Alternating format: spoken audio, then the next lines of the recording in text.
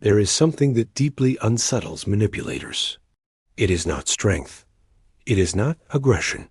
And it is certainly not confrontation. What they truly fear is silence. Because silence is the one thing they cannot control. Most manipulators rely on a simple psychological strategy. They study reactions. They provoke emotions. They observe how people respond under pressure. Every reaction reveals something. Anger reveals your triggers. Defensiveness reveals your insecurity. Explanation reveals your need for approval. To a manipulator, these reactions are information, and information is power. But silent people disrupt this entire system. When someone refuses to react, the manipulator loses their map. Suddenly, they cannot predict the next move. They cannot identify emotional triggers. They cannot read the mind in front of them. And uncertainty is something manipulators hate. This is why silent people often appear intimidating. Not because they are aggressive, but because they are unpredictable. A calm, quiet person creates psychological pressure. Everyone around them starts wondering, what are they thinking? What do they know? What will they do next? Silence creates mystery, and mystery creates power. Niccolò Machiavelli understood this dynamic centuries ago. He believed that the most effective leaders reveal only what is necessary, because transparency can make you vulnerable. But mystery forces others to respect your position.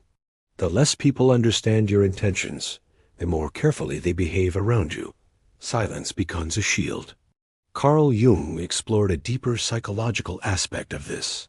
He believed that people constantly project their inner fears onto others. When someone tries to provoke you, they expect your reaction to confirm their assumptions.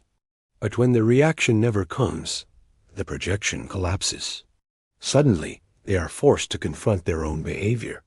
And that experience can be uncomfortable. Silence exposes people without attacking them. This is why manipulators often feel uneasy around quiet individuals. They cannot easily manipulate someone who is emotionally disciplined, because manipulation depends on emotional movement. It requires anger. It requires frustration. It requires impulsive responses. But silence blocks all of those pathways. It turns emotional chaos into psychological stillness. Friedrich Nietzsche once suggested that true strength is the ability to stand apart from the noise of the crowd. Most people react automatically. They defend themselves. They argue. They try to win every conflict. But stronger individuals understand something different. Not every challenge deserves a response. Sometimes the most powerful response is none at all. Ignoring provocation does something fascinating. It removes the emotional reward that manipulators seek. Many manipulators provoke others simply to feel control. They enjoy watching reactions. They enjoy influencing emotions. But silence denies them that reward. And when the reward disappears, their motivation weakens. Stoic philosophers understood this principle deeply. Marcus Aurelius often reminded himself that other people's actions cannot control your inner state unless you allow them to. When someone insults you, their words are just sounds. When someone provokes you, their behavior is just movement. The emotional meaning only appears when you react. By refusing to react, you maintain authority over your own mind. There is also a psychological paradox here.